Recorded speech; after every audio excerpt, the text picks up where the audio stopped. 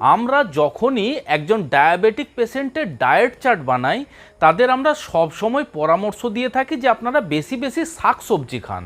তার কারণ শাকসবজির মধ্যে প্রচুর পরিমাণে ফাইবার রয়েছে, যে ফাইবার আপনার রক্ত থেকে কিন্তু সুগারের মাত্রাকে কম করতে সাহায্য করে। অর্থাৎ সেই ফাইবার আপনি সারাদিনে যে সমস্ত কার্বোহাইড্রেটযুক্ত খাবার খাবেন সেই কার্বোহাইড্রেটের অ্যাবজর্পশন আপনার শরীরে কম করে দেয়। বেশিরভাগ আপনার সবজির গ্লাইসেমিক ইন্ডেক্স লো থাকে এবং বেশিরভাগ সবজির মধ্যে কার্বোহাইড্রেটের মাত্রা কম থাকে। তার সাথে সাথে সবজির মধ্যে এমন কিছু ধরনের অ্যান্টিঅক্সিডেন্টস রয়েছে এবং এমন কিছু ধরনের নিউট্রিয়েন্টস রয়েছে যেগুলি আপনার ডায়াবেটিস কন্ট্রোল জার্নিতে আপনাকে কিন্তু যথেষ্ট সাহায্য করতে পারে। কিন্তু কথাই বলে না যে 5 আঙুল সমান হয় না, ঠিক একইভাবে সমস্ত সবজি একজন ডায়াবেটিক পেশেন্টের স্বাস্থ্যের জন্য নিরাপদ নাও হতে পারে। নমস্কার, আমি কৃষ্ণার্জুন মুখার্জি আর আপনারা দেখছেন আপনাদেরই ইউটিউব চ্যানেল হেলথক্রিপশন। আজ আমরা তেমনই 5 প্রকার সবজির কথা আপনাদের সাথে শেয়ার করব যে সবজিগুলি একজন ডায়াবেটিক পেশেন্টের মোটেই খাওয়া উচিত নয়। তো চলুন ভিডিওটি শেষ পর্যন্ত খুব মনোযোগ সহকারে দেখুন এবং জেনে নেন যে সেই সমস্ত সবজিগুলি কি কি এবং সেই সবজিগুলি একজন ডায়াবেটিক পেশেন্টের স্বাস্থ্যের পক্ষে নিরাপদ নয় কেন। ডায়াবেটিক পেশেন্টকে যে সবজিটি সর্বপ্রথম তাদের খাদ্য তালিকা থেকে বাদ দেওয়ার আমি কথা বলবো সেটি হলো সবুজ মটর বা মটরশুঁটি। দেখুন, মটরশুঁটি আমাদের প্রত্যেকের অত্যন্ত জনপ্রিয় একটি সবজি। বিশেষ করে আমরা বাঙালিরা বিভিন্ন খাবারের মধ্যে কিন্তু মটরশুঁটি ব্যবহার করে থাকি। কিন্তু আপনি জানেন কি যে 100 গ্রাম মটরশুঁটি যদি আপনি খান তাহলে আপনার শরীরে প্রায় 20 গ্রামের থেকেও বেশি কার্বোহাইড্রেট প্রবেশ করে। দেখুন, 2-4 দানা একজন ডায়াবেটিক পেশেন্ট মটরশুঁটি খাবে সেটা তার স্বাস্থ্যের পক্ষে কিন্তু তেমন একটা ক্ষতিকারক নয়। কিন্তু সাধারণত আমরা মটরশুঁটি খেয়ে থাকি ঘুগনি বানিয়ে, আলুর সাথে মটরের সবজি বা বিভিন্ন প্রকার মটর দিয়ে সবজি বানিয়ে আমরা খেয়ে থাকি। তখন কি হয়, বেশি বেশি পরিমাণে মটর আমাদের শরীরের মধ্যে প্রবেশ করে। তাই একজন ডায়াবেটিক পেশেন্টের বেশি মাত্রায় মটরশুঁটি খাওয়া মোটেই উচিত নয়। তার সাথে সাথে মটরশুঁটির মধ্যে রয়েছে প্রচুর পরিমাণে ফাইটিক অ্যাসিড এবং ল্যাকটিন নামক বিশেষ এক ধরনের কম্পাউন্ড। দেখুন, মটরশুঁটির মধ্যে যে ফাইটিক অ্যাসিড রয়েছে সে ফাইটিক অ্যাসিড আপনার শরীরে অন্যান্য খাবারের থেকে আসা পুষ্টিগুণকে কিন্তু সহজে অ্যাবজর্ব হতে দেয় না। বিশেষ করে আপনার আয়রন, তারপর আপনার folic acid, potassium, magnesium, zinc এই সমস্ত খাদ্য গুণগুলি আপনার শরীরে কিন্তু অ্যাবজর্ব হতে দেয় না এবং এই প্রত্যেকটি খাদ্যগুণ আপনার ডায়াবেটিস কন্ট্রোল করতে সাহায্য করতে পারে। এবং তার সাথে সাথে এমন বেশ কিছু মানুষ রয়েছেন যাদের এই মটরের মধ্যে থাকা ল্যাকটিনের জন্য ডাইজেস্টিভ সিস্টেমের বিভিন্ন প্রকার সমস্যার সৃষ্টি হয়। অর্থাৎ আপনার ব্লটিং বা গ্যাস্ট্রিকের মতন সমস্যা, বদহজমের মতন সমস্যা।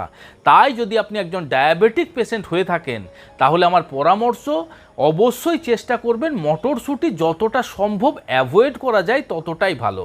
দ্বিতীয় যে সবজিটি একজন ডায়াবেটিক পেশেন্টদের অবশ্যই অ্যাভয়েড করে চলার কথা আমি বলবো সেটি হলো পামকিন বা মিষ্টি কুমড়ো। দেখুন, এই মিষ্টি কুমড়ো একজন ডায়াবেটিক পেশেন্টের রক্তে সুগারের মাত্রা বৃদ্ধি করতে পারে। তার কারণ মিষ্টি কুমড়োর গ্লাইসেমিক ইন্ডেক্স হলো 75, যা চিনির থেকেও বেশি। তার সাথে সাথে মিষ্টি কুমড়োর মধ্যে ফাইবার খুব কম পরিমাণে থাকে। 100 গ্রাম মিষ্টি কুমড়োর মধ্যে আপনি ফাইবার পেতে পারেন মাত্র 1/2 গ্রাম। সবে মিলেমিশে মিষ্টি কুমড়ো একজন ডায়াবেটিক পেশেন্টের মোটেই খাওয়া উচিত নয়। তার সাথে সাথে আমাদের বাঙালিদের মিষ্টি কুমড়ো রান্নার পদ্ধতিও কিন্তু ভুল। অর্থাৎ সচরাচর আমরা মিষ্টি কুমড়ো বানিয়ে থাকি আলু দিয়ে মিষ্টি কুমড়োর সবজি, কচু দিয়ে মিষ্টি কুমড়োর সবজি। তার ফলে কি হয়, এই আলু বা কচুর মধ্যে কার্বোহাইড্রেটের মাত্রা বেশি থাকার জন্য মিষ্টি কুমড়োর সবজির মধ্যে কার্বোহাইড্রেটের মাত্রা আরও বেশি বৃদ্ধি পায়। তার ফলে সেই সবজি একজন ডায়াবেটিক পেশেন্টের স্বাস্থ্যের জন্য যথেষ্ট হানিকারক হয়ে ওঠে। তবে অবশ্যই মিষ্টি কুমড়ো আপনার স্বাস্থ্যের পক্ষে ক্ষতিকারক হলেও মিষ্টি কুমড়োর বীজ কিন্তু আপনি খেতে পারেন। তার কারণ মিষ্টি কুমড়ো বীজের মধ্যে এমন কিছু ধরনের নিউট্রিয়েন্টস রয়েছে, এমন কিছু ধরনের অ্যান্টিঅক্সিডেন্টস রয়েছে। তার সাথে সাথে মিষ্টি কুমড়োর বীজের মধ্যে রয়েছে প্রচুর পরিমাণে ওমেগা 3 ফ্যাটি অ্যাসিড, যেগুলি আপনার ডায়াবেটিস কন্ট্রোলে সাহায্য করবে। তাই আপনি মিষ্টি কুমড়ো নয় মিষ্টি কুমড়োর বীজকে খাদ্য তালিকায় যুক্ত করতে পারেন আপনার ডায়াবেটিস কন্ট্রোলের জন্য। পরবর্তী যে সবজিটি একজন ডায়াবেটিক পেশেন্টকে খাওয়ার জন্য আমি নিষেধ করব সেটি হলো কচু। দেখুন, এই কচু বাঙালিদের অত্যন্ত প্রিয় একটি সবজি, কিন্তু আপনাকে অবশ্যই জেনে রাখা উচিত কচুর গ্লাইসেমিক ইন্ডেক্স কিন্তু 58। আমরা সকলেই জানি যে সমস্ত খাবারের গ্লাইসেমিক ইন্ডেক্স 55-এর উপরে সেই সমস্ত খাবারগুলি একজন ডায়াবেটিক পেশেন্টদের অবশ্যই অ্যাভয়েড করে চলা উচিত। তার সাথে সাথে 100 গ্রাম কচুর মধ্যে আপনি কার্বোহাইড্রেট পেতে পারেন 45 গ্রামের থেকেও বেশি, যেটি আপনার রক্তে সুগারের মাত্রা অনায়াসে বৃদ্ধি করতে পারে। তাই আপনি যদি একজন ডায়াবেটিক পেশেন্ট হয়ে থাকেন তাহলে কিন্তু কচু অ্যাভয়েড করাই ভালো। পরবর্তী যে সবজিটির কথা আপনাদের বলবো সেটি হলো সুইট পটেটো বা মিষ্টি আলু বা রাঙা আলু। দেখুন, এই সবজিটি আপনার কাছে যে নামেই পরিচিত হোক না কেন, আপনি যদি একজন ডায়াবেটিক পেশেন্ট হয়ে থাকেন তাহলে এই সবজিটির থেকে আপনার যতটা সম্ভব দূরে থাকা উচিত। তার কারণ এই সবজি আপনার রক্তে কিন্তু সুগারের মাত্রা বৃদ্ধি করতে পারে। মিষ্টি আলুর গ্লাইসেমিক ইন্ডেক্স 44, কিন্তু আপনাদের জেনে রাখা উচিত মিষ্টি আলু কিন্তু আমরা কখনোই কাঁচা খাই না। যখনই মিষ্টি আলুকে আমরা রান্না করি তখনই মিষ্টি আলুর মধ্যে আলফা অ্যামাইলেজ এবং বিটা অ্যামাইলেজ এই নামে দুই ধরনের এনজাইম রয়েছে, যে এনজাইম দুটি মিষ্টি আলুর মধ্যে থাকা স্টার্চকে মল্টোজে হাইড্রোলাইজড করে দেয়। তার ফলে সেই মল্টোজ একজন ডায়াবেটিক পেশেন্টের রক্তে কিন্তু হঠাৎ করে সুগারের মাত্রা বৃদ্ধি করতে পারে। তার সাথে সাথে রান্না করা মিষ্টি আলুর গ্লাইসেমিক ইন্ডেক্স 44 থেকে 82 পর্যন্ত যেতে পারে, এবং 82 গ্লাইসেমিক ইন্ডেক্স থাকা খাবার একজন ডায়াবেটিক পেশেন্টের স্বাস্থ্যের পক্ষে কতটা হানিকারক সেটা নতুন করে বলার অপেক্ষা রাখে না। তাই আপনি যদি একজন ডায়াবেটিক পেশেন্ট হয়ে থাকেন তাহলে অবশ্যই মিষ্টি আলু থেকে আপনি দূরে থাকার চেষ্টা করবেন। পরবর্তী যে সবজিটি একজন ডায়াবেটিক পেশেন্টদের অ্যাভয়েড করে চলার কথা বলবো সেটি হলো আলু। দেখুন, আলু একজন ডায়াবেটিক পেশেন্টের স্বাস্থ্যের পক্ষে নিরাপদ নয়, এটা মোটামুটি আমরা সকলেই জানি। 100 গ্রাম আলুর মধ্যে 26 গ্রামের থেকেও বেশি কার্বোহাইড্রেট থাকে, এবং আলুর গ্লাইসেমিক ইন্ডেক্স হলো 78, অর্থাৎ এই সবজিটিরও গ্লাইসেমিক ইন্ডেক্স চিনির থেকে বেশি, যা আপনার রক্তে সহজেই সুগারের মাত্রা বৃদ্ধি করতে পারে। তার সাথে সাথে আলুর মধ্যে ফাইবার কম পরিমাণে থাকে। আপনি যখন খোসাসহ আলু খান তার মধ্যে অল্প বেশি পরিমাণে ফাইবার পাওয়া গেলেও সচরাচর আলু আমরা খোসা ছাড়িয়ে রান্না করি, তার ফলে তার মধ্যে ফাইবার অবশিষ্ট প্রায় থাকে না বললেই চলে, যেটি একজন ডায়াবেটিক পেশেন্টের স্বাস্থ্যের পক্ষে অত্যন্ত ক্ষতিকারক। এবং একইভাবে মিষ্টি আলুর মতনই রান্না করার সাথে সাথে আলুর গ্লাইসেমিক ইন্ডেক্স 78-এর থেকে 87 হয়ে যায়।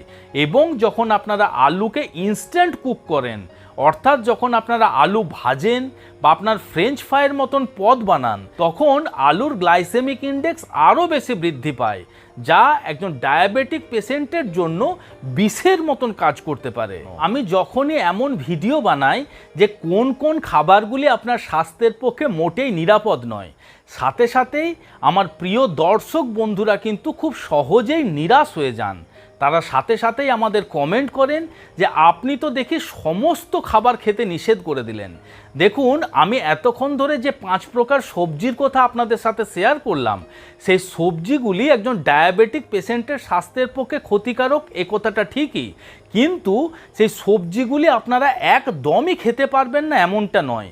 আপনারা কখনো কেমনও অল্প স্বল্প পরিমাণে খেলে আপনার স্বাস্থ্যের পক্ষে তেমন একটা ক্ষতিকারক নয়, কিন্তু বেশি বেশি মাত্রায় খেলে কিন্তু সেটি আপনার স্বাস্থ্যের পক্ষে ক্ষতিকারক হতে পারে। এবং তার সাথে সাথে এই সবজিগুলি যখন আপনি খাবেন, সবজিগুলি রান্নার পদ্ধতির মধ্যে আপনারা পরিবর্তন নিয়ে আসার চেষ্টা করুন।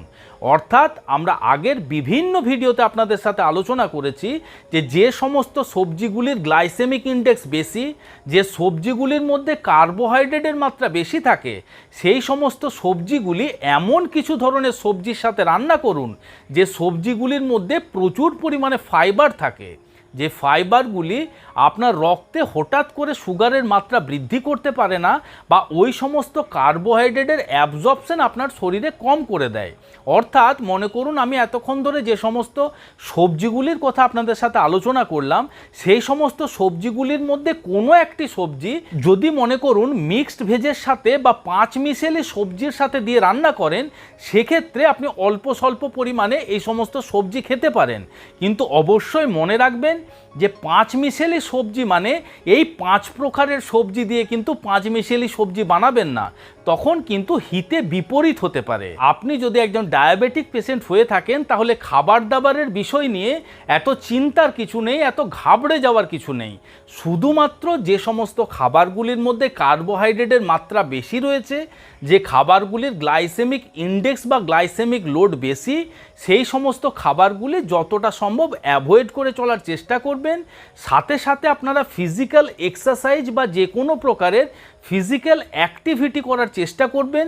আপনাদের খাবারের মধ্যে প্রোটিনের মাত্রা বৃদ্ধি করার চেষ্টা করবেন এবং যতটা সম্ভব সারাদিনে বেশি বেশি ফাইবারযুক্ত খাবার খাওয়ার চেষ্টা করবেন। ফাইবারের মাত্রা বৃদ্ধি করার জন্য আপনি কোন কোন প্রকারের সবজি খাবেন বা একজন ডায়াবেটিক পেশেন্টের স্বাস্থ্যের পক্ষে কোন কোন সবজিগুলি নিরাপদ বা কোন সবজিগুলি একজন ডায়াবেটিক পেশেন্টের খাদ্য তালিকায় যুক্ত করলে তার রক্ত থেকে সুগারের মাত্রাকে কম করতে সাহায্য করতে পারে, এই নিয়ে বিস্তারিত আমরা আলোচনা করব পরবর্তী ভিডিওতে। আপনারা যদি একজন ডায়াবেটিক পেশেন্ট হয়ে থাকেন তাহলে অবশ্যই পরামর্শ পাবেন যে কোন কোন সবজিগুলি আপনাদের খাদ্য তালিকায় নিশ্চিন্তে নির্দ্বিধায় যুক্ত করতে পারেন। আশা করি ভিডিওটি আপনাদের ভালো লেগেছে। যদি ভালো লেগে থাকে তাহলে অবশ্যই ভিডিওটিকে লাইক করবেন, আমাদের এই হেলথক্রিপশন চ্যানেলটিকে সাবস্ক্রাইব করে পাশে থাকা বেল আইকনটি প্রেস করে দেবেন। আর যদি বন্ধুরা ফেসবুকের পেজ থেকে দেখছেন তাহলে অবশ্যই পেজটিকে ফলো করে রাখুন, পেজটিকে লাইক করে রাখুন। খুব শীঘ্রই দেখা হবে বন্ধুরা নতুন কোনো একটি ভিডিওর সাথে। ততক্ষণ নিজেদের খেয়াল রাখবেন। আপনাদের সুস্থতা এবং দীর্ঘায়ু কামনা করছি। ধন্যবাদ।